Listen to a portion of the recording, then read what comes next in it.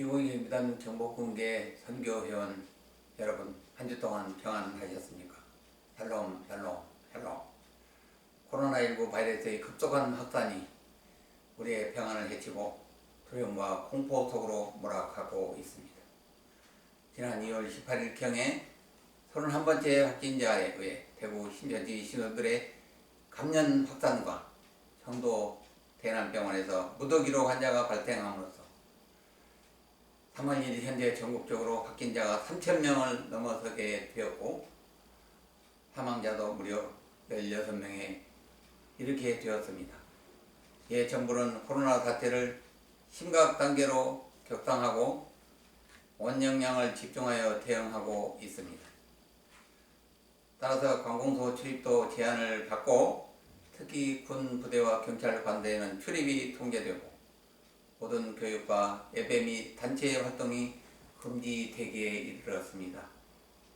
하여 경복궁 교회도 모든 예배와 전도 활동을 당분간 중지하고 사태 진전을 위해 기도에 동참하도록 하겠습니다.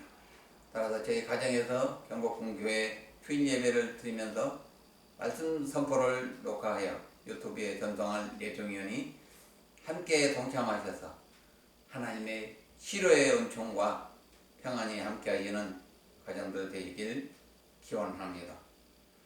오늘 전해드릴 말씀은 치료의 하나님의 은혜를 받으려면입니다. 이스라엘 백성들은 430년간의 애국 종살이를 마치고 하나님의 강한 오른팔의 인도하심으로 출애굽을 하게 되었습니다. 홍해를 육지처럼 건넌 이스라엘은 하나님을 높이 높이 찬양하며 수루 광야의 3일 길을 걷게 되었습니다. 한데 가져온 물이 모두 떨어졌지만 그곳에서 물을 얻지 못했습니다. 마라라는 지역에 이르러서 겨우 물을 발견하였으나 곧 물이 써서 마실 수가 없었습니다. 광야 생활 3일 만에 큰 위기에 봉착하게 된 것입니다. 이에 모세가 하나님께 부르짖었더니 하나님께서 한 나뭇가지를 보여주셔서 그 나뭇가지를 던졌더니 쓴물이 단물로 변하여 이스라엘 백성들이 먹고 마시게 되었다는 것입니다. 하나님께서 쓴물을 단물로 고치시고 치료하셔서 광야에서 이스라엘에게 완전한 생수를 공급하신 것입니다. 이렇게 육신의 갈증을 해결한 이스라엘 백성들에게 하나님께서는 앞으로 광야에서 닥칠지도 모르는 여러 가지 위험과 질병으로부터 지켜주시겠다고 약속하신 것입니다. 이를 위해서 하나님께서는 율례와 법도를 정하시고 그들의 순종 여부를 시험 테스트하시게 된 것이 본문의 중심 내용입니다. 따라서 치료의 은총을 받는 전제 조건을 다음과 같이 말씀하셨습니다. 출애굽기 15장 20절을 함께 읽도록 하겠습니다. 이르시되 너희가 너희 하나님 나 여호와의 말을 듣고 순종하고 내가 보기에 의를 행하며 내 계명에 귀를 기울이며 내 모든 규례를 지키면 내가 애굽 사람에게 내린 모든 질병 중 하나도 너에게 내리지 아니하리니 나는 너희를 치료하는 여호와임이라. 아멘. 하나님께서 이스라엘 백성에 나는 너희를 치료하는 여호와라고 말씀하시면서 애굽 사람에게 내린 모든 질병 중 하나도 너에게 내리지 아니하겠다고 말씀하신 것입니다. 우상의 나라 애굽에서 이스라엘이 430년간 살 동안에는 애굽의 모든 질병 병마가 이스라엘을 끊임없이 괴롭혔던 것입니다. 더구나 이제 광야 생활은 환경이 열악하여 질병에 많이 노출될 수밖에 없는 상황입니다. 이러한 악조건 속에서도 하나님께서는 애굽에서 유행했던 모든 질병 중에서 너희를 지켜주시겠다고 약속하신 것입니다. 얼마나 놀라운 은혜입니까? 그러나 이런 치유의 은총을 받기 위해서는 너희가 지켜야 할 몇 가지 조건이 있다고 말씀하신 것입니다. 첫째로 하나님 말씀에 순종할 때 치료에 하나님이 함께 하시겠다는 것입니다. 아담과 하와는 금지된 선악과를 따먹어 하나님 말씀에 불순종함으로써 에덴 동산에서 쫓겨나고 말았습니다. 이처럼 하나님 말씀에 불순종하는 것은 바로 죄를 짓는 것입니다. 이런 불순종을 불순종의 죄 가운데 있는 자들에게는 하나님께서 치료의 은총을 베푸시지 않으신다는 말씀입니다. 그러나 아브라함은 백세에 얻은 혹자 이삭을 번제로 바치라는 하나님의 시험을 당했을 때 지체 없이 사흘길을 걸어 모리아 산에 올라 이삭을 번제단에 올리게 되었던 것입니다. 하나님의 약속의 말씀을 굳게 믿고 독자 이삭을 번제단에 올려 바친 아브라함은 하나님의 시험을 통과하여 믿음의 조상으로 인정을 받게 되었던 것입니다. 아브라함처럼 하나님 말씀에 순종하는 자에게는 회복을 주시고 치료의 은총을 베풀어 주시는 것입니다. 두 번째로 의롭게 행하는 자에게 치료의 하나님이 함께 하시겠다고 오늘 말씀하고 계십니다. 요셉은 배달한 형제들의 불의한 행위를 아버지 야곱에게 고했습니다. 이로 인해 그는 형들에게 미움을 받게 되었고 형들의 이삭단이 자신의 이삭단에 절하는 꿈을 꾸게 되어 형들로부터 더욱 따돌림을 당하게 되었다. 결국 그 꿈 때문에 애굽의 노예로 팔려가게 되었던 것입니다. 그러나 요셉은 어려운 노예 생활 속에서도 원망보다는 하나님께 주신 꿈을 붙들고 현실에 최선을 다할 때 하나님께서 늘 함께 하셔서 그가 하는 모든 일이 형통하였던 것입니다. 어려운 요셉은 하나님께서 함께 하심으로 인해서 애굽의 노예로 팔려온 지 10여 년 만에 보디발 장군의 가정 총무로 등극하게 되었습니다. 그러나 억울한 누명을 쓰고 또다시 감옥에 들어가게 되었는데요. 이유는 하나님 앞에서 득죄할 수 없다면서 보디발 아내의 침실 동침을 거절하였기 때문입니다. 이때도 요셉은 낙심하지 아니하고 감옥에서도 맡은 일을 잘 감당하다가 바로왕의 꿈을 해석함으로써 일약 30대 애굽의 총리 자리에 올라 어렵게 나라를 다스렸던 것입니다.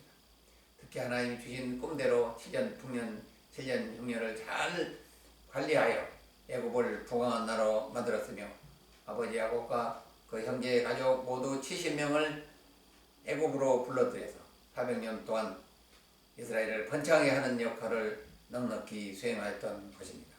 그는 자신을 애굽으로 팔았던 형들을 용서하는 어려움을 보였습니다. 당신들이 나를 애굽에 판 것이 아니라 하나님께서 당신들의 생명을 구원하시려고 먼저 나를 이곳으로 보낸 것이니 두려워하지 말라고 말합니다.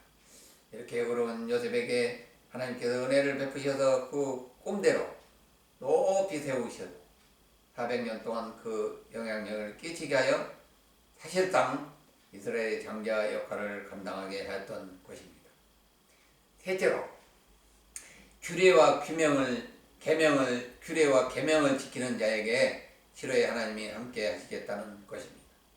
약속의 땅 가나안에 들어간 이스라엘은 우상을 숭배하지 말라는 하나님의 계명을 어기고 바알과 아세라를 하나님과 함께 섬기기 시작했습니다. 수많은 선지자를 통해서 하나님이 경고하셨음에도 불구하고 이스라엘은 하나님께로 돌아오기는커녕 주변 국가들의 우상까지도 섬기기 시작하여 심지어는 아들을 불 가운데로 지나게 하여 바치는 죄를 범함으로써 하나님의 큰 진노를 받고 성전이 완전 파괴되고 바벨론으로 유배를 끌려가게 된 것입니다. 이처럼 규례와 계명을 지키는 것이 쉬운 일만은 아닙니다.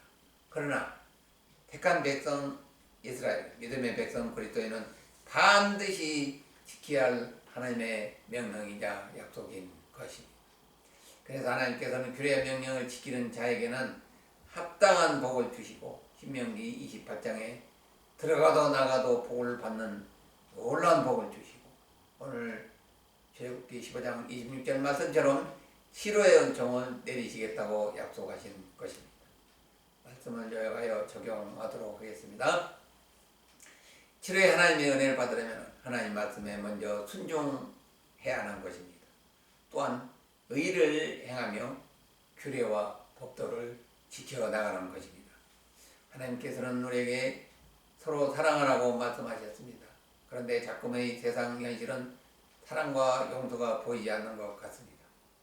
정치권은 당리당락에 함몰되어 상대방을 시기 질투하는 데 그치지 않고 척결의 대상인 대적으로 몰아가고 온 나라를 보수와 지불하는 프레임 속에 가둬버리고 말았습니다. 예수님은 이제 좌우편을 말씀하셨습니까? 한국교회는 정치권에 함몰되어서 그 존재감이 보이지 않을 뿐만 아니라 일부 몰직각한 거짓 선지자들이 하나님의 이름을 망령되이 일컬으면서 정치권과 야합하여 나라에 큰 혼란을 가중시키고 있습니다. 이러함에도 불구하고 많은 교회들이 영적 분별력 없이 침묵하거나 이를 방조하고 있습니다. 하나님께서는 불꽃 같은 눈으로 지켜보고 계십니다. 하나님의 징계와 심판이 정말 두렵고 떨리는 이유입니다.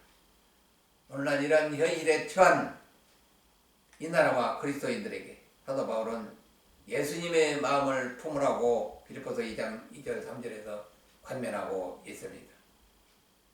즉 마음을 같이하여 같은 사랑을 가지고 뜻을 합하여 한 마음을 품어 아무 일에든지 다툼이나 허용으로 하지 말고 오직 겸손한 마음으로 각각 자기보다 남을 낮게 여기고 아멘.